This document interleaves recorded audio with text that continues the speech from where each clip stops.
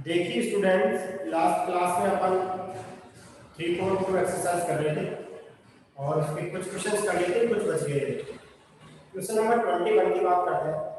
21 में देखिए आपके पास x, y, z, w और p चार पांच मैट्रिक्स दे रखे हैं। उन सबका ऑर्डर किसी वेरिएबल की फॉर्म में या किसी जो भी है वेरिएबल के फॉर्म में दे रखा है। आपको वैल्यूज फाइंड करनी है कि कौन सा ऑप्शन मैच करने वाला है। ऑब्जेक्टिव क्वेश्चन है, लॉजिकली क्वेश्चन है। देखिए इस क्वेश्चन को अपन जो अपन ने कॉन्सेप्ट सीखे उन्हीं की बात कर लेते हैं। क्वेश्चन नंबर 21 वापस से स्टार्ट कर रहा हूं इस क्वेश्चन को। आपको ऑर्डर ऑफ x दे रखा है, ऑर्डर ऑफ y दे रखा है, ऑर्डर ऑफ z दे रखा है, ऑर्डर ऑफ w दे रखा है, सभी कैपिटल में है, ऑर्डर ऑफ p दे रखा है। ठीक है, सबका ऑर्डर दे रखा है, इसका ऑर्डर दे रखा है, इसका ऑर्डर दे रखा है, इसका।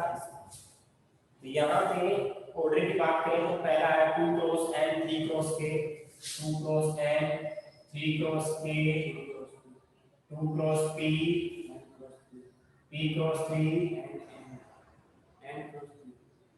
n cross 3, p cross k। ये इनका ऑर्डर है सबका।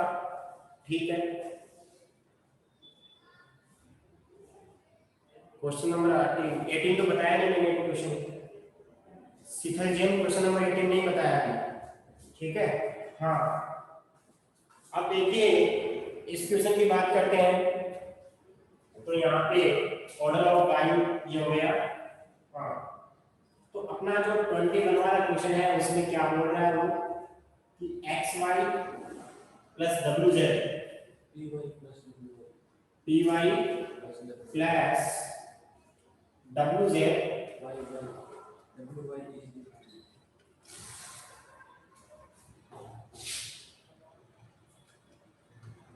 py plus wy is defined. देखिए डिफाइन कब होगा, और जब आपको पता है कि py भी डिफाइन होना चाहिए, wy भी डिफाइन होना चाहिए। यानी कि p और y दो मैट्रिक्स है, उनका मल्टीप्लिकेशन डिफाइन होना चाहिए। इसका मतलब py will be defined। अगर ये डिफाइन है तो पक्का py will be defined। It implies that number of columns in p equal to number of rows in y। ठीक है, इस मैट्रिक्स में कॉलम इस मैट्रिक्स में रोज इक्वल होगा तभी वो डिफाइन होगा। y की जगह p है, कहां है p, कहां दिख रहा है? अच्छा p है, ओके। हाँ, तो यहाँ पे number of columns in p में नंबर ऑफ कॉलम्स कितने हैं? k। कितने हैं? k है। और number of rows in y में रोज कितनी थी? k की वैल्यू तो आ गई। देखिए दो ऑप्शन तो वैसे एलिमिनेट हो गए। कौन कौन से वो चेक करते हैं। एक तो ऑप्शन डी नहीं आ सकता और ऑप्शन बी नहीं आ सकता। ऑप्शन या तो ए आएगा या ऑप्शन सी आएगा। ठीक है, ऑप्शन ए या सी में से ऑप्शन आएगा तो बी और डी तो वैसे ही कैंसिल हो गए, क्योंकि डी में तो के की वैल्यू आ रही है, क्योंकि के की वैल्यू आनी चाहिए। और बी में के इज द आर्बिट्री नहीं आ सकता, के तो फिक्स आएगा। आर्बिट्री का मतलब होता है कोई भी रियल नंबर, कोई भी इंटीजर की फॉर्म में कोई रियल नंबर, ऐसा नहीं हो सकता। एंड wy ये आल्सो डिफाइन, ये भी होगा कि होगा? अरे इसका मतलब क्या होगा, ये डिफाइन होगा, ये डिफाइन होगा, तब wy भी डिफाइन होगा। ये डिफाइन तब पूरा डिफाइन होगा। तो wy डिफाइन कब होगा? That means number of columns in w equal to number of rows in किसमें? y में। Number of columns in w में बताओ कितने हैं? कॉलम्स कितने हैं? 3। wy है यहाँ पे। हाँ, number of rows in y 3 equal to 3 हो गया वो। ठीक है, number of columns in w number होंगे 3 इक्वल टू 3 हो गया।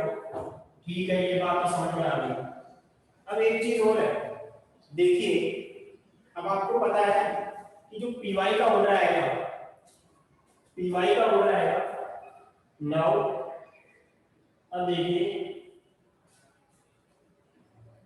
जो बात कर रहे थे अपन, पीवाई आपका क्या है, पीवाई प्लस डब्ल्यू वाई ये है, ठीक है। ये डिफाइन था आपका, ये वापस से ले रहा हूं एक बार, ये आपका क्या था, डिफाइन था। इसका मतलब क्या हुआ, पीवाई का अपन पी का ऑर्डर ले लेते हैं एक बार। पी का ऑर्डर क्या है, पी का ऑर्डर आपका होगा पी क्रॉस के, और वाई का ऑर्डर क्या होगा, अगर मैट्रिक्स की बात करें वाई का ऑर्डर आपका 3 क्रॉस के होगा, ठीक है। क्या सही बोला मैंने? और ऐसे ही प्लस W का ऑर्डर क्या होगा, W का ऑर्डर है n क्रॉस 3, और Y का ऑर्डर क्या होगा, Y है आपका Y का 3 क्रॉस 3। अब देखिए आपको पता है कि जो py आएगा उसका ऑर्डर क्या होगा, ये तो आपको पता है, ये तो कॉलम और ये रो, ये तो पहले से ही कॉल कर दिया अपन ने इक्वल टू 3। जो अब बचा हुआ क्या आएगा, p क्रॉस क्या आएगा प्लस जो wy आएगा उसका ऑर्डर क्या आएगा, n क्रॉस क्या आएगा। अब आप मेरे को ऐसे बताओ, दो मैट्रिक्स का एडिशन कब पॉसिबल होता है, जब दोनों का ऑर्डर क्या हो, इट इज डिफाइंड। ये कब डिफाइन होगा, it is defined when order of this matrix equal to order of this matrix. आपको पता है दो मैट्रिक्स का सम तभी पॉसिबल होता है जब दोनों का ऑर्डर क्या होता है, सेम। दैट मींस मैं ये बोल सकता हूं कि इसका मतलब क्या हुआ, order of py equal to order of wy होगा कि नहीं होगा, इन दोनों का। इसका मतलब ये होगा, ये तभी डिफाइन होगा जब इसका ऑर्डर और इसका ऑर्डर क्या होगा, सेम होगा। तो पहले क्रम में क्या होगा, p cross k equal to n cross k। इसका मतलब क्या हुआ, आपको पता है k तो k के इक्वल आ गया, तो p किसके इक्वल आ जाएगा, n के इक्वल। तो एक चीज तो वैसे इसको करने की जरूरत नहीं थी, लेकिन मेरे को भी नहीं पता था कि वास्तव में क्या आने वाला है। आप देखिए एक्चुअल में डेफिनेशन तो क्या बोल रही है, ये भी तो चेक कर सकते हैं। अरे ये डिफाइन होगा, ये डिफाइन होगा, पूरा डिफाइन होगा, तो अपन ने इसको भी चेक कर लिया। इसको चेक करने से वैसे कोई आंसर नहीं निकला, आप देख सकते हैं 3 इक्वल टू 3 तो वैसे निकला है, ठीक है। लेकिन ये भी कर लिया तो कोई गलत नहीं है, चीज बिल्कुल सिस्टमैटिक है। एक बार यस और नो में कमेंट करो, बात समझ में आई कि मेरे ऑप्शन एक ही बात करेंगे, एक ही वैल्यू 3 ली और p इक्वल टू n होगा।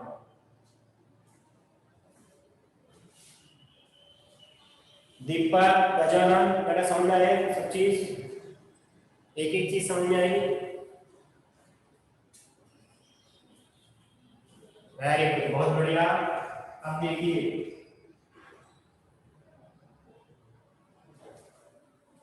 हाँ, अब आ जाओ इसका 22 वाला क्वेश्चन। लॉजिकली ये बड़ा हो गया, वैसे इजी था। अब आपको बता n equal to p then the order of matrix 7x minus का 5z।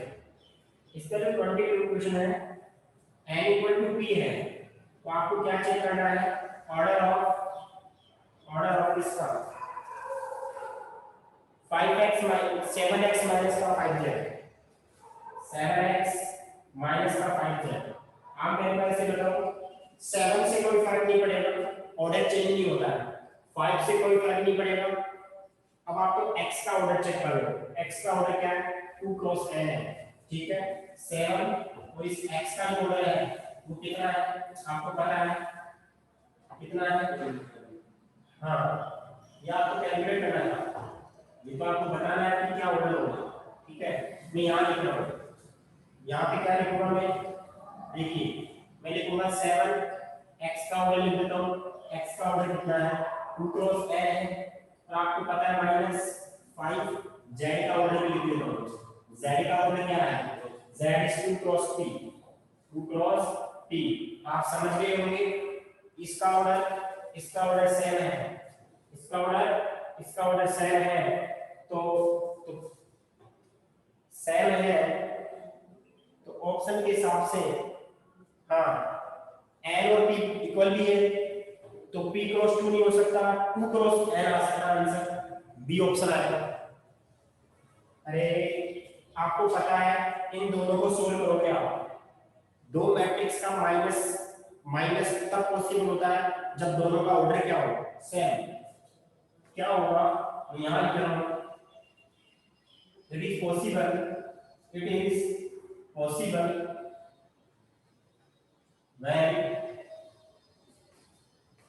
दोनों का ऑर्डर क्या हो, सेम हो।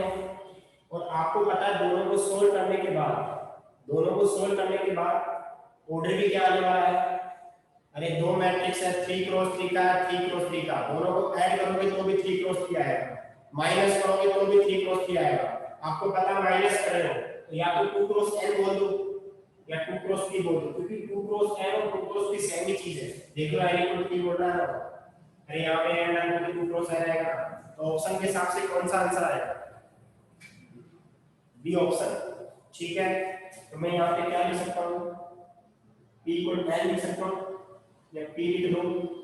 ठीक है, तो अपन डायरेक्ट लिख देते हैं, तो क्या आएगा, आंसर क्या आएगा बता सकते हो, आंसर क्या आएगा, बी ऑप्शन 2 क्रॉस n। एक बार यस और नो में कमेंट करो, बात समझ में आई कि नहीं आई। अगर 2 क्रॉस 3 होता तो वो भी ऑप्शन होगा, अगर 2 क्रॉस 3 होता तो वो भी ऑप्शन होगा, वो भी आंसर होगा उसका। स्क्रीनशॉट ले लो इसका, फिर अपन बात करते हैं 18 19 20।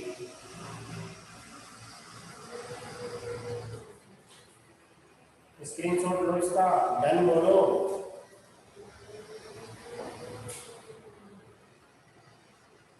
तभी तो मैं आगे चलूंगा ना, तभी तो मैं क्वेश्चन करा पाऊंगा।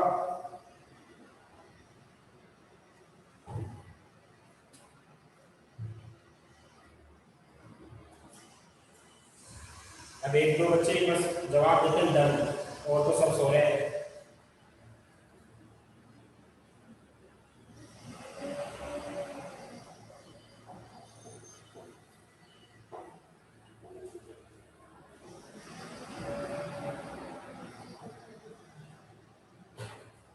देखिए क्वेश्चन नंबर 18 देखो आप, आपको ये दे रखा है, इंपॉर्टेंट डाल लो इसको, ये दे रखा है 0 माइनस का tan alpha by 2, tan alpha by 2 and 0। तो आपको एक i दे रखा है, i is the identity matrix of order 2। देखिए i का जो ऑर्डर है वो 2 का है, इसका मतलब क्या हुआ, i का ऑर्डर 2 है। आपको पता है i आइडेंटिटी मैट्रिक्स होता है, उसमें तो नंबर ऑफ जीरोस को number of rose and number of column equal होता है। आइडेंटिटी मैट्रिक्स में एक स्क्वायर मैट्रिक्स ही होता है, आपको पता है आइडेंटिटी मैट्रिक्स एक स्क्वायर मैट्रिक्स भी होता है, स्क्वायर मैट्रिक्स भी होगा। That means number of zeros and number of columns equal होंगे। ऑर्डर 2 की बात करना है तो दो दो रो होगी, दो ही कॉलम होंगे। अगर ऑर्डर 3 की बोल रहा तो number of rose 3, number of column will be 3। Order 4 की बोलेगा तो नंबर ऑफ रोज भी 4, कॉलम भी 4। ठीक है, तो यहाँ पे ऑर्डर 2 बोल रहा है, दैट मींस i की वैल्यू होगी आपके पास 1001।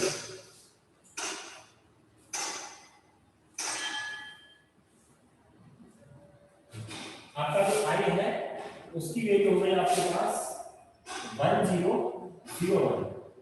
अब आपको जो प्रूफ करना है उसकी बात कर लेते हैं। Proof that i plus a equal to I minus a cos alpha minus sin alpha cos alpha। LHS और RHS को सेपरेटली सोल्व करना पड़ेगा। LHS लिख रहा हूं तो I plus a, I की वैल्यू आपको पता है 1001, a की वैल्यू आपको पता है 0, माइनस का tan alpha by 2, tan alpha by 2 and 0। इन दोनों को सोल्व करेंगे, ऐड करेंगे तो वैल्यू आएगी 1। इस पे कोई फर्क नहीं पड़ेगा, माइनस का tan अल्फा बाय 2 और ये हो जाएगी tan अल्फा बाय 2, इस पे भी कोई फर्क नहीं पड़ेगा, आएगा।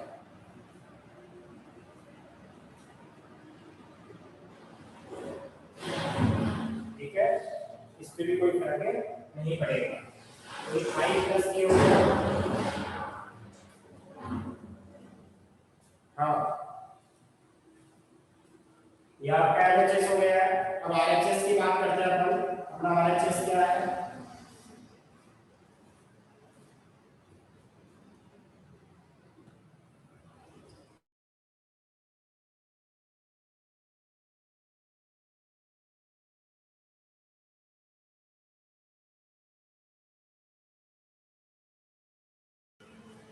एक सेकंड रुको।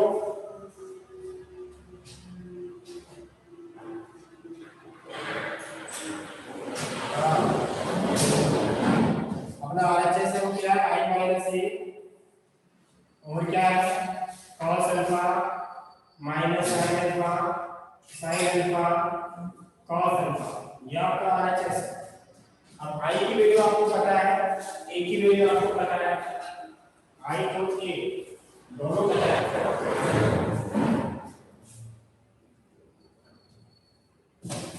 हाँ जी,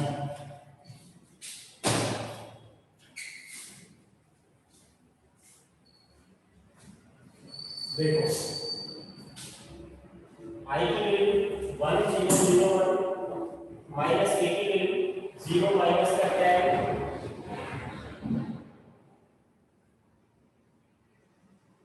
यह आपका I माइनस A हो गया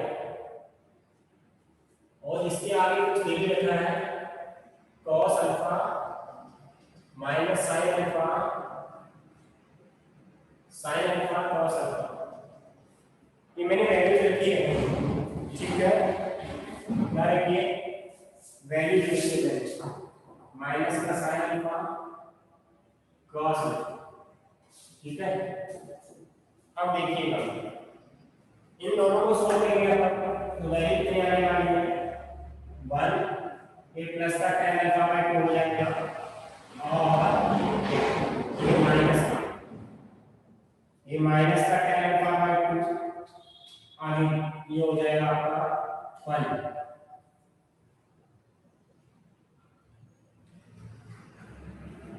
अब देखिए जब आपने LHS को सोल्व किया है तो LHS में एंगल में अल्फा बाय 2 आ रहा है, सामने लिखेंगे एक बार बढ़िया तरीके से। यहाँ पे एंगल में अल्फा बाय 2 आ रहा है, यहाँ पे एंगल में अल्फा बाय 2 भी आ रहा है। अल्फा बाय 2 एंगल में आ रहा है, यहाँ पे देखिए इन दोनों को सोल्व करने का अल्फा बाय 2 आ रहा है, लेकिन अल्फा में ये अल्फा बाय 2 में है, लेकिन ये किसमें है? अल्फा में। आपको ब्रेक करना पड़ेगा इन चारों को, और किस में ब्रेक करना पड़ेगा? अल्फा बाय 2 में ब्रेक करना पड़ेगा। आपको पता है cos 2 थीटा का फॉर्मूला क्या होता है? 1 minus tan square theta upon 1 plus tan square theta, और sin 2 थीटा कितना होता है?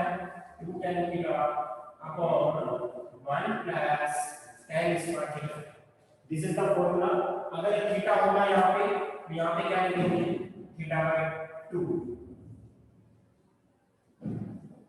ठीक है। वही ये दोनों फॉर्मूले ध्यान में रखते हुए आपको इसको सोल्व करना है। तो cos अल्फा की वैल्यू में tan में चेंज करना चाह रहा हूं, तो क्या आएगा? 1 minus tan square alpha by 2 upon 1 plus tan square alpha by 2।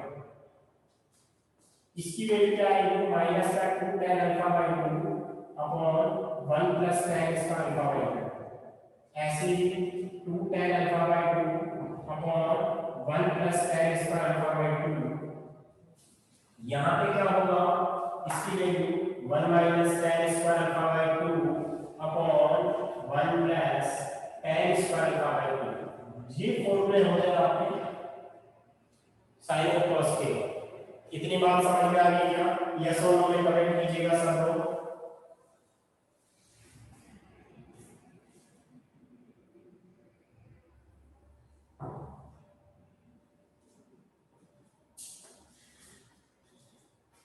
Okay ठीक है। अब आप मल्टीप्लाई करेंगे इसको, ये 2 क्रॉस 2 का है, ये भी 2 क्रॉस 2 का है, ध्यान रखिएगा। ये भी 2 क्रॉस 2 का है, ये भी 2 क्रॉस 2 का है। नया मैट्रिक्स आएगा वो भी 2 क्रॉस 2 का ही होगा। आपको पता है इन दोनों को कॉलम से मल्टीप्लाई करेंगे, इस फर्स्ट एलिमेंट को इस फर्स्ट एलिमेंट से, सेकंड एलिमेंट को सेकंड एलिमेंट से। इस 1 को इससे मल्टीप्लाई करेंगे तो कोई फर्क नहीं पड़ेगा। आपको दिख रहा है सब चीजें, इसको मल्टीप्लाई करने का कोई फर्क नहीं पड़ने वाला। ये ऐसा का ऐसा रहेगा 1 plus tan square alpha by 2। अब इसको इससे करेंगे तो tan alpha by 2 2 tan alpha by 2 2 tan square आ जाएगा। क्या मैं सही बोल रहा हूँ क्या? बिल्कुल यही आ जाएगा 1 plus tan square alpha by 2। इसको इससे देखिए नीचे वाला कुछ फर्क नहीं पड़ेगा, ऊपर ही मल्टीप्लाई होगा। आपको पता है 3/2 को अगर 2 से मल्टीप्लाई करते हो यही मल्टीप्लाई होता है, ये नहीं होता है। जैसे मान लो 5 से मल्टीप्लाई होगा तो नीचे दोनों होता है मल्टीप्लाई, वो ऊपर ही होता है, तो ये ऊपर ही होगा इससे मल्टीप्लाई। tan अल्फा बाय 2 को इससे मल्टीप्लाई करके ये आगे नीचे कैसा कर सकते हैं।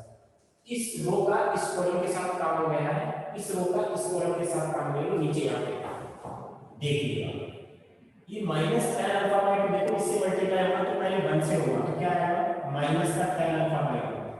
फिर आगे वाले से बोलो माइनस माइनस क्या हो जाएगा प्लस, लेकिन tan स्क्वायर को tan से करेंगे तो tan क्यूब आ जाएगा और नीचे हो रहेगा, नीचे वाले में कोई चेंज नहीं होगा, सेम चलता रहेगा।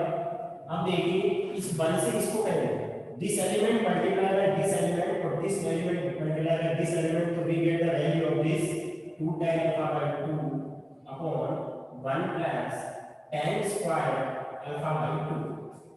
ओके, इस फर्स्ट कॉलम का काम हो चुका है, ये पूरा कंप्लीट। अब इस सेकंड कॉलम का काम करेंगे तो अपन क्या करेंगे इस रो को इस कॉलम से मल्टीप्लाई करेंगे, देखिए 1 से मल्टीप्लाई करेंगे दिस कोई फर्क नहीं पड़ेगा, लेकिन ऐसा ऐसा माइनस का 2 tan अल्फा बाय 2 अपॉन में कितना आएगा 1 plus tan square alpha by 2। अब इसको इससे मल्टीप्लाई करें तो कैसे करेंगे, देखिए पहले tan अल्फा बाय 2 1 से मल्टीप्लाई होगा तो tan अल्फा बाय 2 माइनस का tan cube alpha by 2 tan cube alpha by 2 और नीचे क्या आएगा वही 1 plus tan square alpha by 2। मैंने मल्टीप्लाई कर दिया तो आपको सबको समझ आ गया होगा। अब अपन क्या करेंगे यहां से देखो इसी को इस रो से इसको करेंगे कंप्लीट को माइनस tan अल्फा को इससे करेंगे तो प्लस का हो जाएगा, कितना होगा 2 tan square alpha by 2 plus 1 से करेंगे तो कोई फर्क नहीं पड़ेगा 1 plus tan square alpha by 2 1 plus tan square alpha by 2 और नीचे भी 1 plus tan square alpha by 2। यह आपका कंप्लीट मैट्रिक्स हो गया है। अब देखिए इसको सोल्व करके आपका आंसर आ जाएगा। अब थोड़ा स्मार्ट तरीका अपनाना पड़ेगा, तो कैसे करना पड़ेगा तो देखिएगा यहाँ पे स्मार्ट तरीका बताया है, आपको पता है देखो समझना बात, यहाँ पे एलसीएम और यहाँ पे एलसीएम सेम आएगा तो मैंने एलसीएम को लिख दिया 1 plus tan square alpha by 2। इस बात से आप लोग सब सहमत है, यही है ओके। अब देखिए इससे ये कटेगा, सामने देखेंगे एक बार इससे ये कट जाएगा, ऊपर आएगा 1 माइनस tan स्क्वायर अल्फा, क्या आएगा 1 minus tan square alpha by 2। इससे ये कटेगा क्या बचेगा प्लस का 2 tan स्क्वायर अल्फा बाय 2। इन दोनों को सोल्व करो इसको तो ये 1 तो आएगा और इन दोनों को सोल्व करें तो tan square alpha by 2 plus का आएगा। क्या मैं सही बोल रहा हूँ? यानी कि इन दोनों का एलसीएम लिया और इन दोनों को ऊपर सोल्व कर दिया है। अब यहाँ पे आ गया, यहीं पे आ जाओ, आपको कोई दिक्कत नहीं है क्या? अच्छा ठीक है चलो यहाँ पे यहाँ पे कितना एलसीएम आया 1 plus tan square alpha by 2 LCM आया है दोनों, इन दोनों में क्या एलसीएम आया 1 प्लस ऊपर क्या बचेगा माइनस का 2 tan अल्फा बाय 2 प्लस का tan अल्फा बाय 2 माइनस का tan क्यूब अल्फा बाय 2। ध्यान से समझना, इन दोनों को सोल्व करो माइनस का tan अल्फा बाय 2 आएगा, इन दोनों को सोल्व करने पे क्या आएगा, इन दोनों को सोल्व करके आएगा माइनस का tan अल्फा बाय 2 और आगे क्या है माइनस का tan क्यूब अल्फा बाय 2। अब मेरे को ऐसे बताओ इसमें क्या कॉमन आएगा, अरे इन दोनों को सोल्व किया तो ये आया, इन दोनों में कॉमन क्या आएगा माइनस का tan अल्फा बाय 2 कॉमन आएगा तो क्या बचेगा 1 plus tan square alpha by 2। ये बात होना चाहिए। अब आगे आ जाएगा इन दोनों में एलसीएम होगा तो कितना बचेगा 1 plus tan square alpha by 2 LCM आएगा, ठीक है 1 plus tan square alpha by 2 LCM से एलसीएम घटेगा, इन दोनों को सोल्व के ऊपर वाले हो देखिए ये तो tan क्यूब अल्फा बाय 2 है, सामने देखेंगे ये तो tan क्यूब अल्फा बाय 2 है, ये 2 में से tan अल्फा बाय 2 बचेगा, मतलब एक तो बचेगा tan अल्फा बाय 2 एक बचेगा tan क्यूब अल्फा बाय 2। अगर इसको सोल्व करने पर तो क्या आ गया ये ऐसा है, इन दोनों में क्या कॉमन आएगा tan अल्फा बाय 2 कॉमन आएगा, क्या बचेगा 1 plus ten square alpha by 2, ठीक है, ये बचेगा, इतना बच गया। अब आगे भी कुछ ऐसे होगा, बताओ दोनों में क्या एलसीएम आएगा, 1 plus ten square alpha by 2 LCM आएगा या आपका एलसीएम आ गया है, ठीक है, हो सकता है दिखाई नहीं दे रहा हो लेकिन देखिए कोशिश करेंगे देखेंगे। हाँ अब देखिए इससे ये कट जाएगा, ऊपर 2 टेन स्क्वायर अल्फा बाई 2 बचेगा, इससे ये कट जाएगा 1 माइनस, सोल्व करें दोनों को, इन दोनों को सोल्व करोगे तो 1 तो आएगा, 1 तो आएगा, 2 टेन से टेन चला जाएगा तो टेन इस आया अल्फा बाई 2 बचेगा। एक बार यस और नो में कमेंट करो ये बात समझ में आई कि नहीं।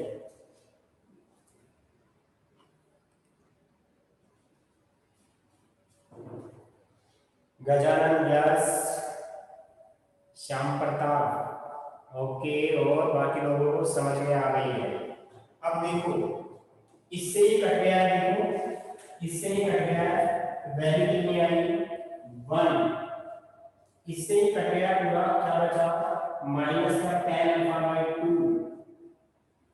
इससे ही कट गया, क्या बचा प्लस का टेन अल्फा बाई 2, इससे पूरा कट गया 1। चेक कर लीजिएगा एलएचएस को सोल्व किया था आपने, ये रहा, इसको इक्वेशन फर्स्ट रख देना, इसको इक्वेशन सेकंड रख देना, दोनों को चेक करो वैल्यू सेम आ रही है, equation first equal to equation second, क्या बोलेंगे, क्या बोलेंगे, from equation first and second LHS equal to RHS.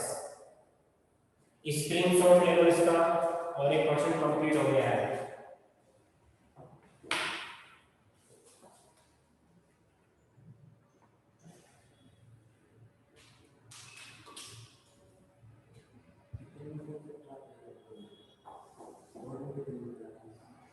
बताइए मार्किंग कैसे करेंगे।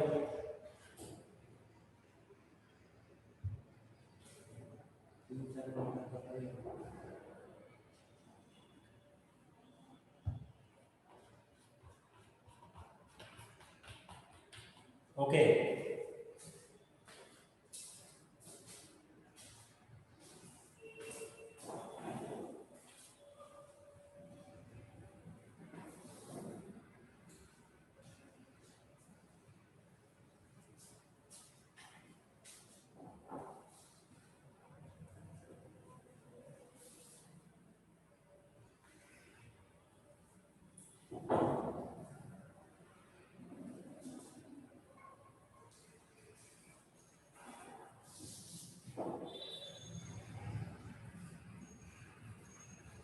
देखिए अपन अगले क्वेश्चन की बात करें, 19 वाला क्वेश्चन जितना लैंग्वेज में देकर उससे ज्यादा 100 गुना ज्यादा इजी है, 100 टाइम्स इजी है जितना लैंग्वेज में दे रखा है। आपको समझाऊंगा तो आपको चीज समझ आ जाएगी। एक trust fund has 30,000 that must be invested in 2 different types of bonds. The first bond pays 5% interest per year and the second bond pays 7% interest per year. Using matrix multiplications, determine how to divide 30,000 among the 2 types of bonds. If the trust fund must obtain annual total interest of 1,800 and 12,000. देखिए students, अगर इसमें ऐसे नहीं होता, आपसे कोई मान लो घर में या कहीं भी आपसे कोई इंटरव्यू में क्वेश्चन पूछा जाता कि 30,000 रुपए है, कोई भी ट्रस्ट है या कोई भी मान लीजिए कोई भी कंपनी है ना, ट्रस्ट का मतलब यहाँ पे इन्वेस्ट कर रहे हैं 30,000 रुपए और इसको 2 बॉन्ड में डिवाइड करना है। कितने बॉन्ड्स में? 2 बॉन्ड्स में। फर्स्ट बॉन्ड का इंटरेस्ट की रेट अलग है, सेकंड बॉन्ड की इंटरेस्ट अलग है। आपने बचपन में छोटी क्लासों में इंटरेस्ट के क्वेश्चन पढ़े होंगे। अगर ये मैट्रिक्स से नहीं होता क्वेश्चन, तो देखिए किस टाइप से करते हैं इसको, मैं सिंपल पहले समझा देता हूं आपको। अगर वहां पे मैट्रिक्स का नाम नहीं होता तो आपके पास 30,000 टोटल है। मान लीजिए पहले बॉन्ड का कॉस्ट ऑफ x है, सेकंड बॉन्ड की कितनी होगी 30,000 माइनस x, ये तो होगी इन्वेस्ट कर रहे हो, इस पे कितना परसेंट दे रहे हो आप? 5% दे रहे हो, इस पे दे रहे हो आप 7%। ठीक है, आपने छोटी क्लास में पढ़ा होगा कोई भी सिंपल इंटरेस्ट होता है ना, तो क्या करते हो 3 * r * t/100 करते हैं।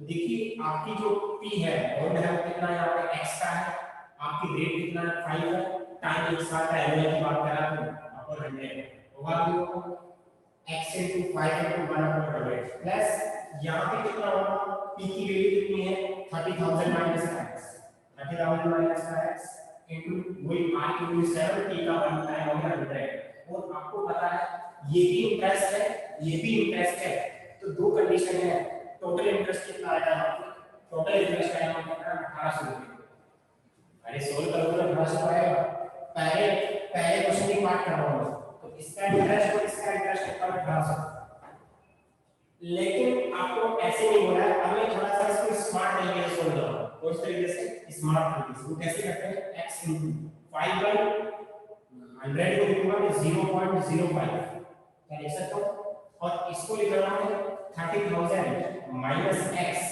into 0.07 equal to 1800 क्या है अब सोचिए इक्वल टू 1800 चल रहा है नोट नहीं करना मैं बस सिंपल पिक्चर समझा रहा हूं इसके एक्चुअल में हो क्या है अब अपने को ये हो गया इसको सोल्व करने के बाद x की वैल्यू आई x की वैल्यू 15,000 आएगी वैसे तो आंसर ठीक है अभी सोल्व करने के कितना 15,000 के आसपास है तो x की वैल्यू 15,000 आएगी तो आपको पता है एक बॉन्ड तो हो गया 15,000 का एक हो गया ये भी 15,000 का आएगा जब इंटरेस्ट 2,000 का होगा तो यहां पे क्या लिखेंगे 2,000 तो वहां पे क्या हो जाएगा बॉन्ड की वैल्यू क्या हो जाएगी अलग हो जाएगी क्या ये बात समझ में आ रही है यस और नो में कमेंट करेंगे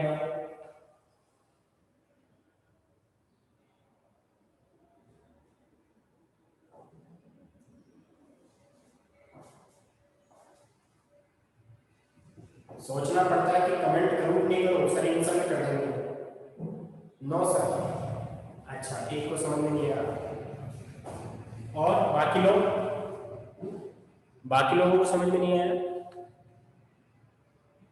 नो ओके अरे चलो मैं बताता हूं 30,000 हो गया टोटल बॉन्ड जो है एक की कॉस्ट मान लिया x दूसरी की कितनी होगी 30,000 माइनस x इसका कितना इंटरेस्ट है 5% इंटरेस्ट है इसका 7% है आप इंटरेस्ट निकालना नहीं आता आपको इंटरेस्ट का फॉर्मूला नहीं जानते आप p into r into 100 आपने 10th क्लास में अरिथमेटिक प्रोग्रेशन एग्जांपल का आपको भी नहीं का सॉरी सिंपल इंटरेस्ट का क्वेश्चन था जिसमें p into r into t p होता है आपका प्रिंसिपल r है t टाइम 100 तो p कितना है यहाँ पे x है r कितना है 5% इंटरेस्ट है और टाइम कितना है x आ गया 400 यहाँ पे आपकी बात ये आ गया 30,000 माइनस का x into r कितना आ गया 7 into t कितना आ गया 100 यहाँ पे 100 और इक्वल में यहाँ पे कितना आ गया अब आपको पता है टोटल इंटरेस्ट फर्स्ट केस में 1800 रुपए का 1800 का इंटरेस्ट है कितने का इंटरेस्ट है 1800 का इसको सोल्व करो x ऐसा कैसा 500 0.05 30,000 माइनस x ऐसा कैसा 700 0.07 होगा 800 क्या बात समझ में आ रही है यहां से x की वैल्यू फाइंड कर सकते हो क्या अब बताओ देखिए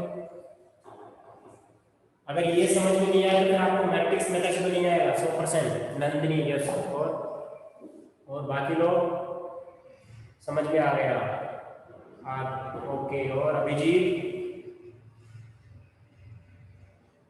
आ गया अब देखिए अपने को मैट्रिक्स मेथड से करना है अगर 2000 का एड्रेस तो यहां पे 2000 लिखेंगे काम भी होगा x की वैल्यू लगा देंगे लेकिन अपने को मैट्रिक्स मेथड से करना है कौन से मेथड से करना है मैट्रिक्स से आपको पता है कि एक्चुअल में आपको इंटरेस्ट लाना है क्या लाना है इंटरेस्ट कोई भी एक वैल्यू होती है जिससे आपको 1800 का इंटरेस्ट लाना है तो ये एक वैल्यू का मैट्रिक्स कौन से ऑर्डर का होता है 1 into 1 का होगा मेरी बात को समझ लो आपको जो रिजल्ट लाना है वो मैं कल बताऊंगा आपको उस क्वेश्चन को देखिए लॉजिकली समझा रहा हूं क्योंकि 1 मिनट बचे इसको समझ में एक बार 1 into जो मैं आधा बची ये वो समझ में आ जाएगी ये 1 into 1 है आपका जो इंटरेस्ट लाना है वो 1800 का है अब आपको पता है कि दो मैट्रिक्स आने वाले हैं कितने मैट्रिक्स आने वाले हैं कोई सी भी दो मैट्रिक्स किसी भी टाइप के हो सकते हैं ये एक मैट्रिक्स हो गया और एक मैट्रिक्स का ये हो गया और मेरा 1800 का आपको पता है ये होगा आपका 3 into 1 का ये होगा 1 into 3 का क्योंकि आपका ये कॉलम और ये रो इक्वल होते तभी 1 into 1 का आएगा 1 into 1 का आएगा ठीक है, सॉरी 1 into 2 और 2 into 1, क्योंकि आपके पास दो ही यूनिटीज है, कितनी यूनिटीज दो, तो एक तो x की है, x और 30,000 माइनस x, और आपकी इंटरेस्ट रेट कितनी 5% का मतलब 0.05 0.05 0.07, सॉल्व करो ये वैल्यू आएगी। अरे आप क्या करोगे, इस रो को आप इस कॉलम से मल्टीप्लाई करोगे, x into 0.05 प्लस 30,000 माइनस 0 लिया है, इस कॉलम को इस रो को कॉलम से मल्टीप्लाई करोगे, ये वैल्यू ट्रांसफर करोगे। क्या बात समझ में आई क्या? एक बार यस और नो में कमेंट करो।